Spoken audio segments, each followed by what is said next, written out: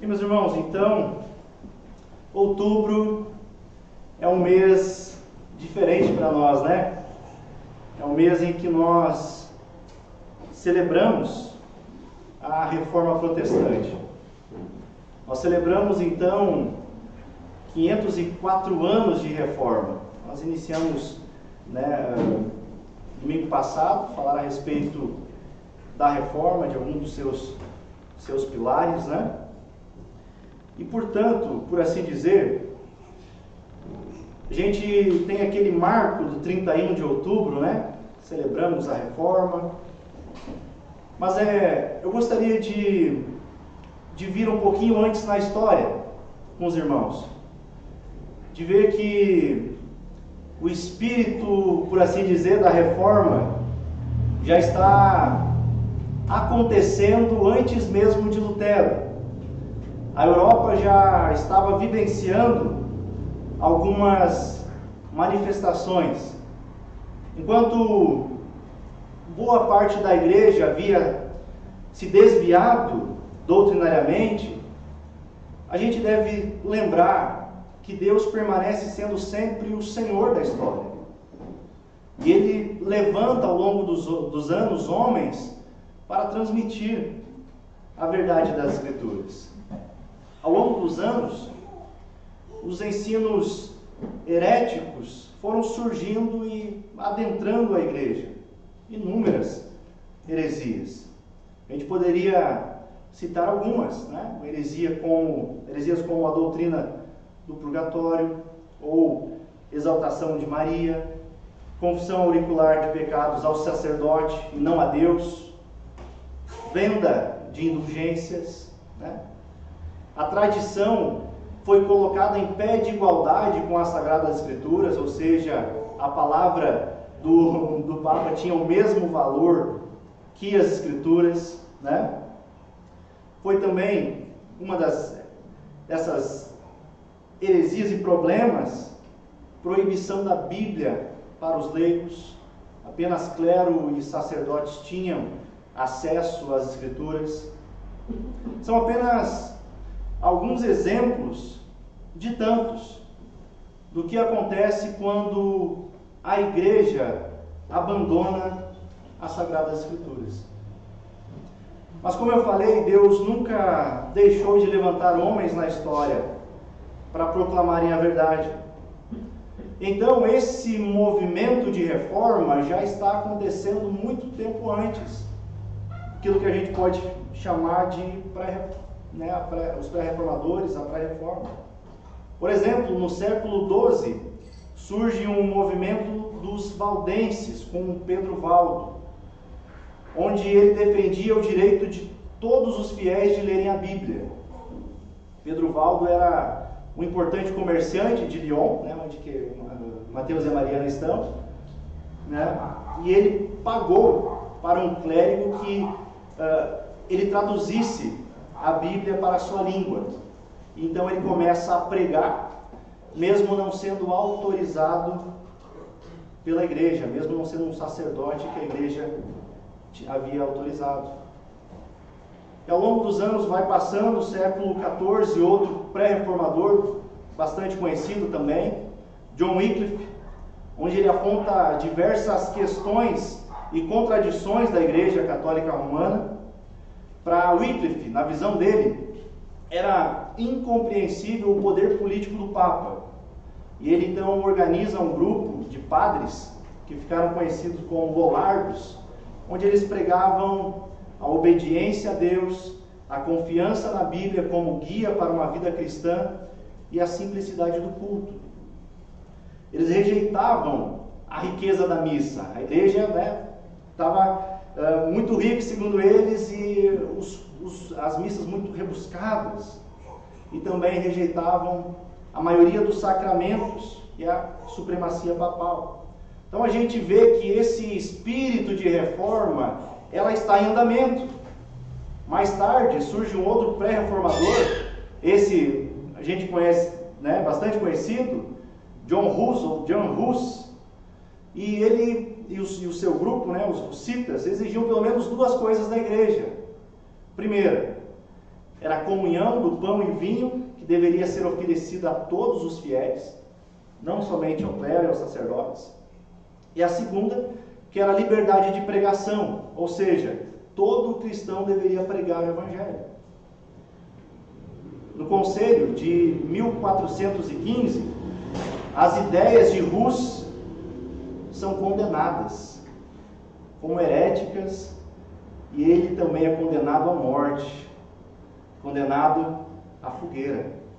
Inclusive, conta a história de que quando estavam indo para queimar ele, Hus disse: olha, quem sabe profeticamente, vocês podem matar um ganso, que na sua língua Hus significava ganso, que é o seu sobrenome, mas daqui a 100 anos Deus suscitará um cisne que não poderão queimar.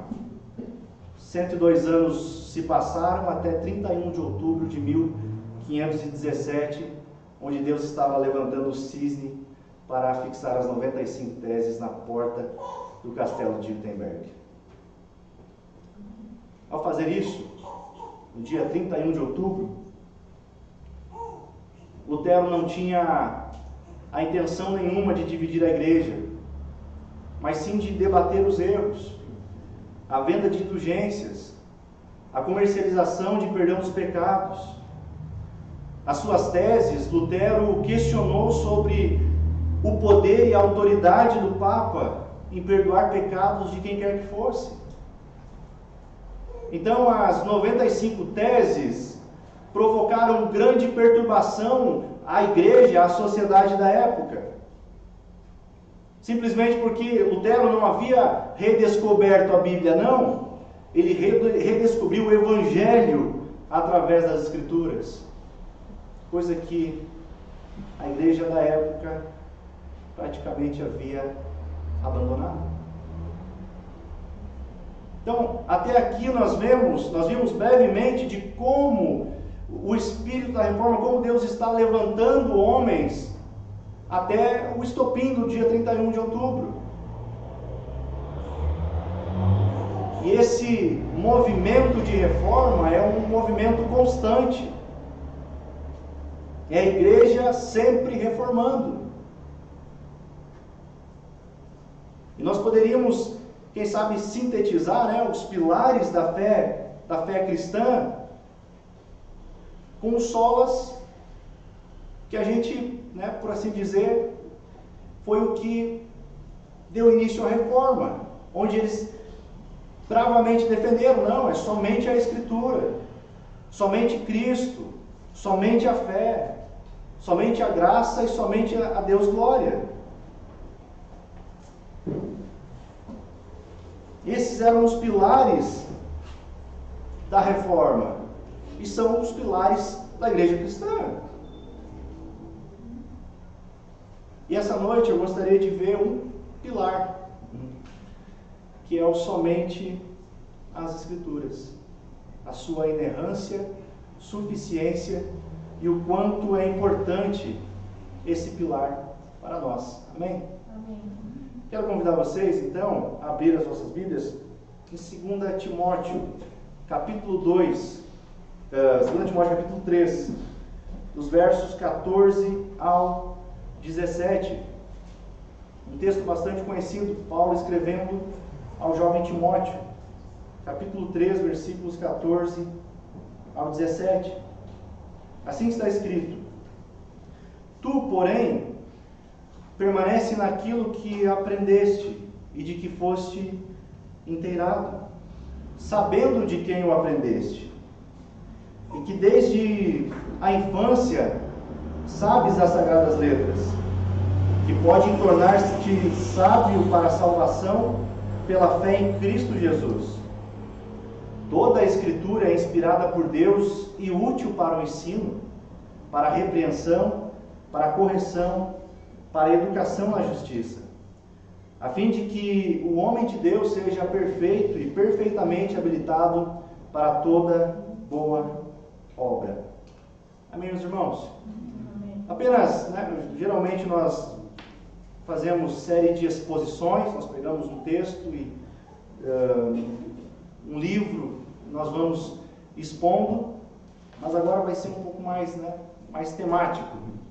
Eu não vou fazer exposição, mas eu vou explicar rapidamente esse texto que a gente leu.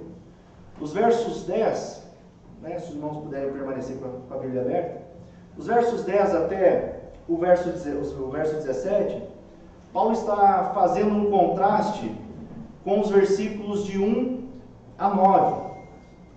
Ou seja, até o versículo 9, o apóstolo Paulo está falando acerca dos falsos mestres, sobre os últimos dias. E dos versículos 10 ao 17, Paulo exorta Timóteo a seguir o seu exemplo. A segunda parte, que é a parte que nós lemos, o apóstolo fala a Timóteo a perseverar na fé, a continuar firme nas Escrituras. Versículo 14, Paulo diz a Timóteo: tu, porém, permanece naquilo que aprendeste e de que foste inteirado, sabendo de quem o aprendeste. Paulo está se referindo ao fato de que Timóteo ele foi ensinado desde pequeno nas Sagradas Escrituras por sua avó, Lloyd, e pela sua mãe, Eunice. Não só elas, Paulo diz, mas também Paulo contribuiu para a edificação da fé de Timóteo. Em versículo 15, Paulo diz que esse conhecimento que Timóteo foi ensinado é desde a infância. Desde a infância ele conhece as Sagradas Letras. E essas são que podem tornar-te sábio para a salvação pela fé em Cristo. Aqui fica bastante claro o meio pelo qual Deus salva as pessoas, através das Escrituras, pois são nelas que nós encontramos quem é Deus. É nas Escrituras que nós conhecemos, sabemos o nosso estado de pecado, de que maneira nós podemos ser salvos. É pelas Escrituras que nós conhecemos, sabemos o que Deus nos promete e também o que Ele requer de nós. Então, somente as Escrituras, somente nas Escrituras é que nós podemos encontrar isso.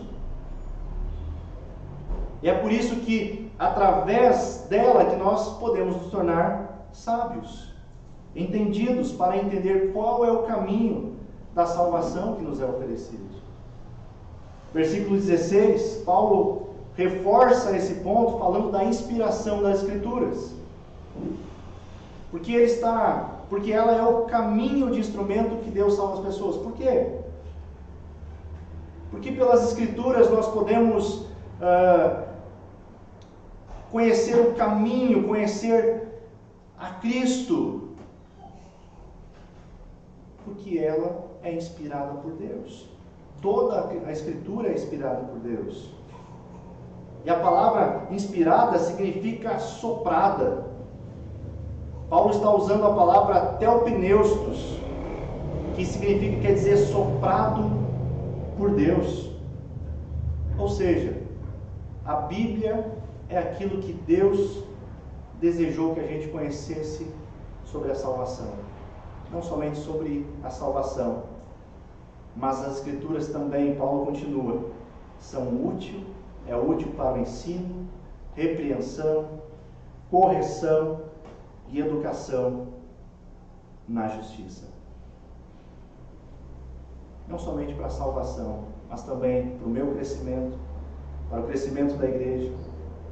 Aqui, nesse mundo, meio que Deus determinou para que a gente conhecesse Ele, conhecesse a sua vontade, são pelas Sagradas Escrituras. É pelas Sagradas Escrituras que o homem pode se tornar sábio. Conforme diz o versículo 17, a fim de que o homem de Deus seja perfeito e perfeitamente habilitado para toda boa obra. Amém, meus irmãos? A Bíblia não tem erros. Não precisa de atualização. O salmista, no Salmo 19, diz: olha, a lei do Senhor é perfeita. A Bíblia é completa, nada precisa ser acrescentado à Bíblia. Ela é suficiente, é eficaz. Por que eu li esse texto? Primeiramente, porque esse texto mostra claramente a inerrância, a suficiência das Escrituras.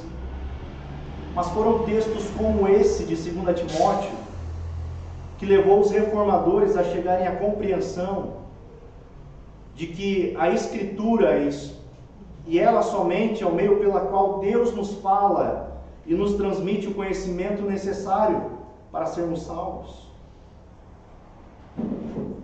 Essa é a revelação especial de Deus. O tema que eu dei para a mensagem de hoje, talvez alguns de vocês já estejam familiarizados com o tema, que não é um tema original, mas eu peguei de um local, eu já falo para vocês de onde. O tema da mensagem de hoje é uma consciência cativa à palavra de Deus. Pegaram o link? Por que esse tema? Porque geralmente nós lembramos tão somente do 31 de outubro, não é mesmo? Dia da Reforma Protestante. Mas se nós fôssemos achar um evento que sirva como um marco para a origem do conceito de somente as Escrituras, seria exatamente a resposta de Lutero na Dieta de Worms. E o tema da mensagem foi justamente extraído de uma das falas de Lutero na Dieta de Worms em 1521. Ou seja, Lutero foi convocado a essa dieta, um tribunal, não era para ele perder os quilinhos, não. Era um tribunal onde ele poderia se explicar e se defender das acusações. E lá se foi perguntado a respeito dos seus livros, dos seus escritos, se de fato eram dele. E Lutero confirma, são meus. Perguntaram se ele estava disposto a se retratar daquilo que ele havia escrito. Lutero então pede permissão para pensar a respeito do assunto e orar sobre isso. E depois, quando ele volta com a resposta dizendo o seguinte: a menos que eu seja convencido pelas Escrituras e pela razão pura, já que não aceito a autoridade do Papa e dos concílios, pois eles se contradizem mutuamente, minha consciência é cativa da palavra de Deus. Eu não posso e não vou me retratar de nada, pois não é seguro nem certo ir contra a consciência. Deus me ajude. Amém. Essa foi a resposta de Lutero. E, consequentemente, Lutero foi excomungado da igreja. O importante aqui é que Lutero disse que não podia ir contra a sua consciência, que a sua consciência estava cativa à palavra de Deus. Em outras palavras, Lutero estava dizendo que só aceitaria o que pudesse ser provado pelas Escrituras. Assim como os irmãos de Bereia, quando Paulo pregava, confirmavam se de fato o que Paulo pregava estava escrito. Para Lutero, a essa altura, ele já considerava a Escritura como a maior referência que Deus deixou para o seu povo, e que não poderia proceder contrário ao que a Escritura ensinava. Assim estava Lutero. E passado exatamente 500 anos, eu pergunto a vocês, e a sua consciência, e a sua vida, é cativa à palavra de Deus? A palavra de Deus é o seu manual de fé e prática? todos os reformadores enfatizaram a suficiência e autoridade das Escrituras como regra de fé e prática, tanto para o indivíduo quanto para a igreja. A teologia de Martinho Lutero era uma teologia, conforme diz não lembro o nome, um teólogo luterano, era uma teologia da palavra de Deus, ao ponto de os seus hinos, e nós cantamos aqui, um dos seus hinos, afirma claramente isso. Os seus hinos mais conhecidos, né? Castelo Forte, um verso ele diz o seguinte: sim, que a palavra ficará, ou seja, a palavra permanecerá para sempre. Sabemos com certeza. Era Lutero que dizia: olha, a Bíblia, ela não é antiga nem moderna, ela é eterna. Esse livro que nós temos é eterno, é a palavra de Deus. Lutero, na sua época, lutou contra o papado, pois eles submetiam a autoridade das Escrituras à autoridade da igreja e à tradição. É importante a gente destacar que Lutero não desprezava a autoridade da igreja ou o valor da tradição. São importantes. Uma igreja, né, tem história. Porém, para ele, e deve ser para nós também, é a Bíblia quem tem autoridade suprema sobre a tradição e sobre a igreja, e não o contrário. Eu pergunto a vocês, por que, depois de tantos anos, será que a reforma protestante é importante ainda para nós? Por que a reforma é tão importante? Simplesmente porque os reformadores recuperaram a doutrina da autoridade das Escrituras, que havia sido esquecida durante a Idade Média. Hoje não é diferente desses dias. A Bíblia, como eu falei, é a revelação de quem Deus é a revelação especial de Deus. Conforme diz o salmista, ela é lâmpada para os meus pés, é a tua palavra, e luz para os meus caminhos. O contexto em que nós vivemos, para o contexto que Lutero viveu, bastante diferente. Nós vivemos no contexto da pós-modernidade, do pluralismo, do relativismo, onde afirmar uma verdade absoluta, não, essa é a sua verdade. Cada um tem a sua, né?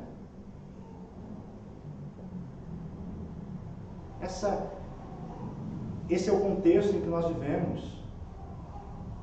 Mas muitos problemas que nós enfrentamos hoje são problemas que Lutero enfrentava, que os reformadores enfrentaram. Se olharmos para a realidade da igreja da pós-modernidade, no geral, com certeza a gente diria, não, necessitamos de uma nova reforma. Necessitamos de homens e mulheres cuja sua consciência está cativa à palavra de Deus. Esses dias nós, conversando, né, bombou na internet, onde uma pastora fazia oração por Pix, né? Tinha que fazer o Pix com a idade aí ela orava. Coisas estranhas ao Evangelho. Coisas que parece que cada dia mais dá mais ibope, tem crescimento. Há inúmeras ameaças que nos rondam. Há pessoas que não querem saber das Escrituras. O negócio é as últimas novidades, né? Bom mesmo é a gente sentir arrepio, é a gente chorar, é querer revelação, louvorzão. pregação motivacional. Você vai vencer amanhã. Esse negócio de falar de pecado não está com nada. O que vale mesmo é o pragmatismo. Se está dando resultados, não importa a maneira como eu alcanço esses resultados. Não importa se é de uma maneira correta. O que importa são os números. Que triste realidade. Hernandes Dias Lopes, comentando sobre o crescimento da igreja brasileira, ele diz o seguinte: a conclusão que chegamos é que esse crescimento explosivo, hoje 30% da população brasileira se diz cristã, é que esse crescimento explosivo não é do genuíno evangelho, mas de um falso evangelho. O evangelho híbrido, um evangelho sincrético, um evangelho pagão. O que se prega hoje na maioria desses redutos chamados evangélicos não é o evangelho verdadeiro. Não se fala sobre a graça de Deus, não se fala sobre arrependimento, não se fala sobre a fé salvadora em Cristo. Meus irmãos, infelizmente essa é a realidade de muitos. Mas não é puxar brasa para o nosso assado, mas a nossa realidade é diferente. Porque essa igreja leva a sério a palavra de Deus. Assim como Lutero, assim como os reformadores, essa igreja tem as Escrituras como sua regra de fé e prática. Essa igreja tem a Bíblia, ela é a palavra de Deus, ela é suficiente para nos conduzir a uma vida de piedade e devoção.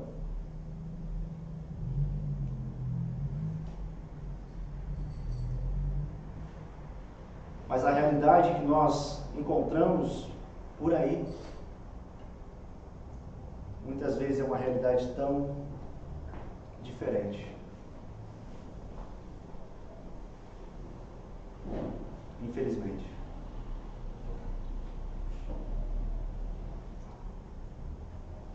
Mas além do misticismo ser uma ameaça à igreja, como eu falei, o pluralismo religioso tem se tornado tão comum em discursos de cristãos. Como é esse discurso? O que é esse pluralismo religioso? É o seguinte: o discurso, eles dizem assim, nós devemos afirmar que Jesus Cristo é o Salvador. Ok. Mas nós não podemos afirmar que Ele é a única forma de o homem alcançar salvação.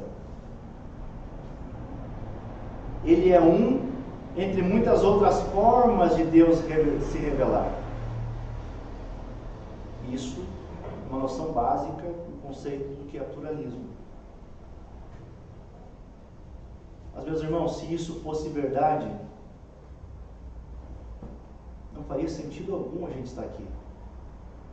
Porque Cristo seria um mentiroso. Porque é o próprio Cristo que diz que Ele é o caminho, a verdade e a vida.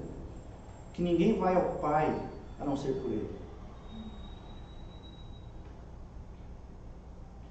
A religião, a fé cristã é exclusivista sim. Somente por Cristo, somente Cristo salva. Mais ninguém. Outra ameaça é que muitas vezes a cultura tem ditado as suas regras e nós temos que nos amoldar conforme ela anda.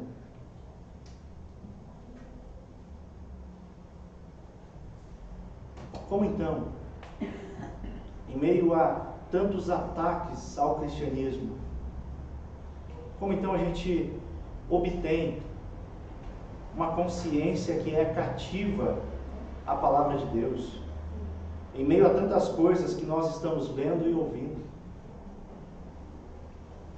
Sabe quem nos dá essa resposta? A palavra de Deus. Olha o que o apóstolo Paulo escreveu em sua primeira carta aos Coríntios, capítulo 2, versículo 16. Pois quem conheceu a mente do Senhor, para que o possa instruir? Nós, porém, temos a mente de Cristo.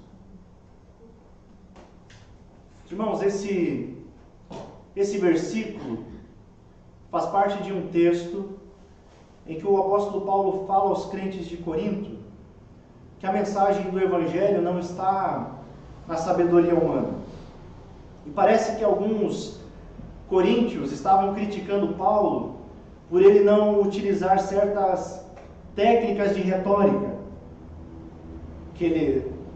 Os coríntios eles estavam influenciados pela filosofia grega, pela cultura grega, e eles cobravam um tipo de evangelho mais atrativo, ao gosto do homem, mais um evangelho coach. Eles não queriam apenas a mensagem do evangelho, mas eles queriam que essa mensagem viesse misturada à sabedoria humana. Mas Paulo sabia que nenhuma técnica de retórica, nenhum discurso eloquente é capaz de convencer o homem do seu pecado. Por isso ele diz que a sua palavra e pregação não consistiram em linguagem persuasiva de sabedoria, mas em demonstração de espírito e de poder.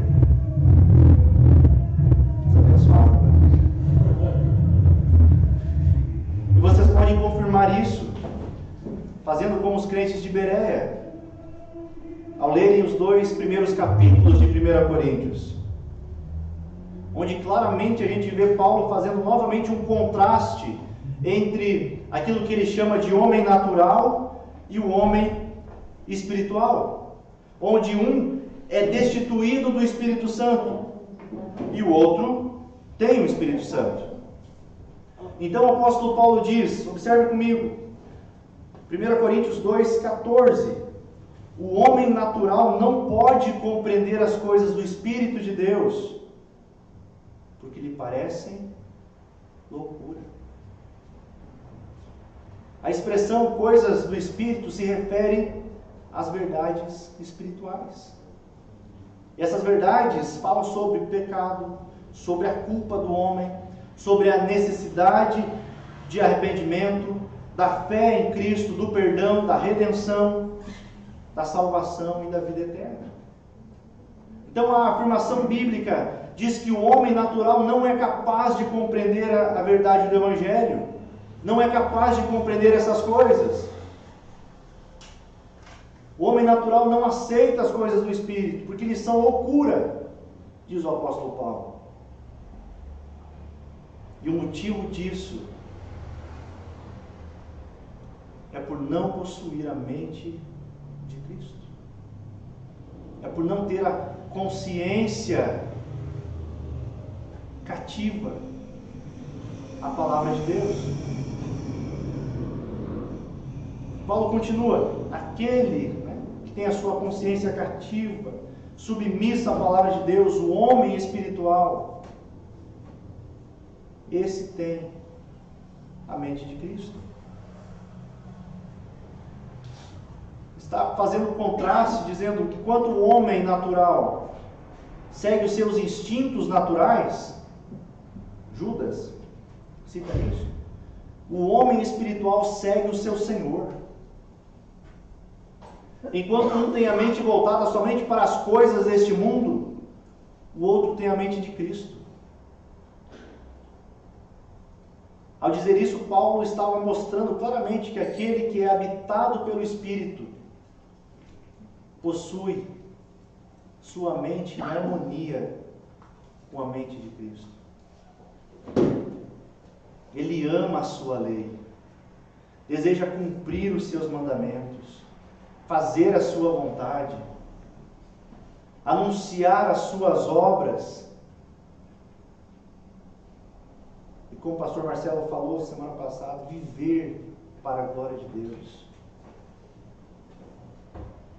Ter a mente de Cristo, a consciência sujeita à palavra de Deus, é estar unido completamente a Cristo e ter comunhão com o Pai. Meus irmãos, não há outro meio de conhecer a Deus e ter a mente de Cristo sem que o Espírito ilumine o nosso coração e a nossa consciência pela palavra de Deus. Por isso que esse pilar é tão importante para as nossas vidas. Pois o melhor lugar para nós conhecermos e entendermos o motivo da nossa existência não são nos livros de autoajuda, não são nos 5 passos para o sucesso, mas é a própria palavra de Deus, é consultando aquele que nos criou, é por meio das Escrituras que nós entendemos o nosso pecado e a necessidade da graça. Nós compreendemos a necessidade que temos de ter um Salvador e que Ele nos criou para nos relacionar com Ele e para conhecê-lo. É pelas Escrituras que nós entendemos exatamente o que Deus espera de nós quando buscamos conhecê-lo. Meus irmãos, a reforma é tão importante para nós, não simplesmente por Lutero, Calvino, tantos outros reformadores, não, mas pela palavra de Deus. Como Deus age na história, como Deus é o Senhor da história. O mesmo Deus que levantou homens no passado, levanta homens e mulheres hoje para pregar o seu Evangelho, para viver para a glória de Deus, para a sua mente ser sujeita, cativa à palavra de Deus.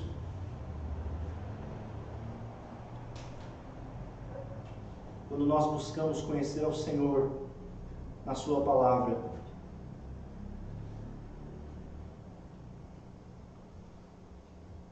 nós veremos uma mudança de cosmovisão, onde os nossos negócios serão da maneira que agrada ao Senhor, onde aquilo que a gente for fazer, o trabalho, a motivação, o estudo, a criação dos filhos, o relacionamento, vai ser baseado nas Escrituras. E então, viveremos para a glória de Deus. Que seja a palavra de Deus quem guie os seus caminhos, não a vontade deste mundo. Que a vontade deste mundo, perdão, no bom português, é um que é o ruim do outro. Mas quando a gente olha para as Escrituras, a gente vê que maior é aquele que serve. Que a nossa vida seja conhecida por aqueles que nos olham como homens e mulheres que amam ao Senhor, que têm a mente de Cristo, que se parecem com Cristo. Que a nossa consciência esteja voltada às Escrituras. Não precisamos buscar visões e revelações sobre o futuro. Não. Billy Graham dizia: fiquem tranquilos. Eu li a Bíblia e na última página dizia que tudo vai ficar bem. Amém? Temos que ter confiança. Confiança porque aquele que iniciou a boa obra em nós está trabalhando em nós, irá aperfeiçoá-la até o dia de Cristo Jesus. Que a sua mente seja voltada à palavra do Senhor, não somente aos domingos, mas diariamente, constantemente. E que as suas ações demonstrem os frutos que nós encontramos nas Escrituras. E assim nós viveremos uma vida para a glória de Deus. Amém, meus irmãos? Amém. Vamos orar?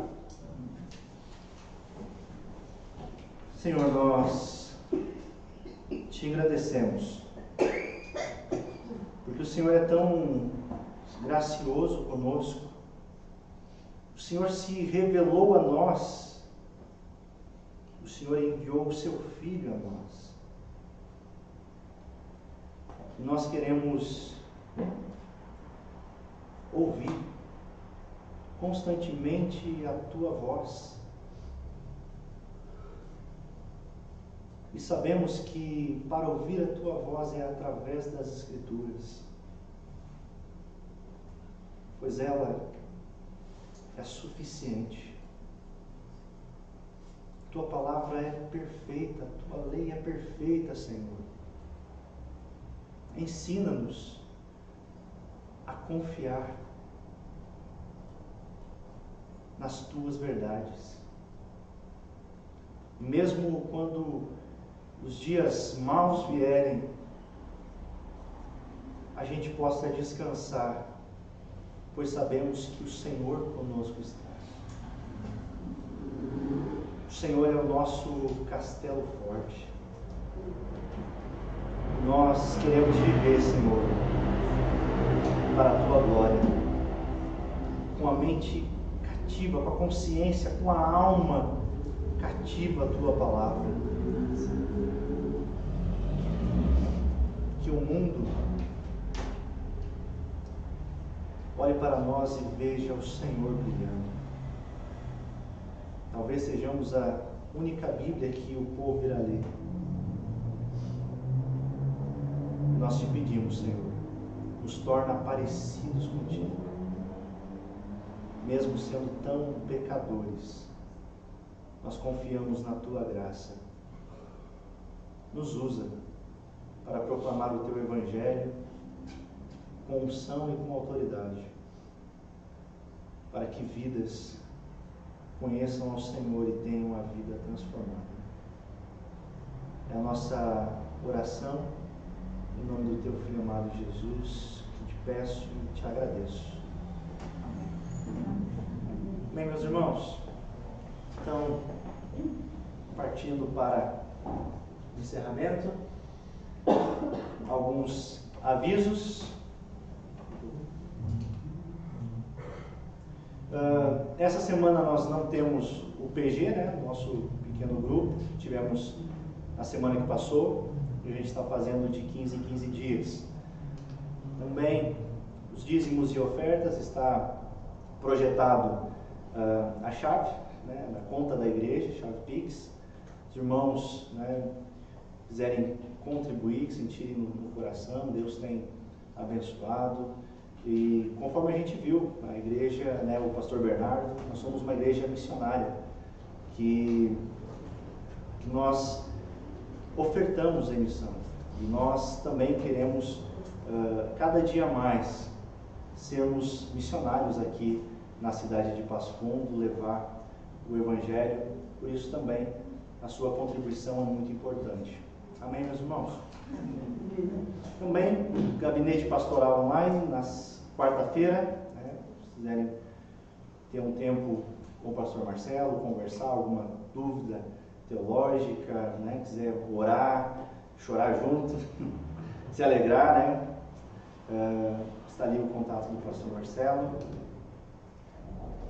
E gostaria de orar mais uma vez para a gente estar encerrando.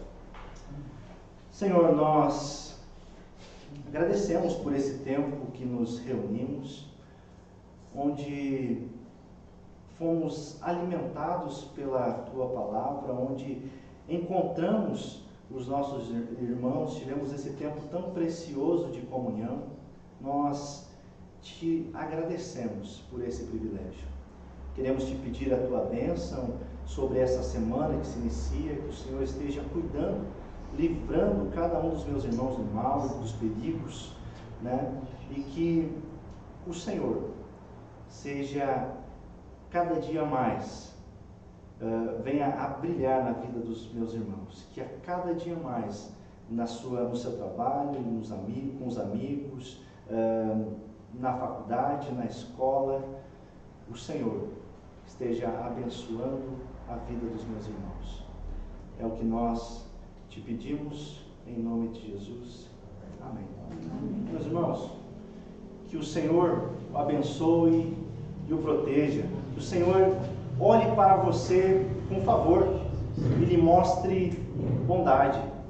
Que o Senhor se agrade de você e lhe dê a paz. Uma abençoada semana a todos os irmãos.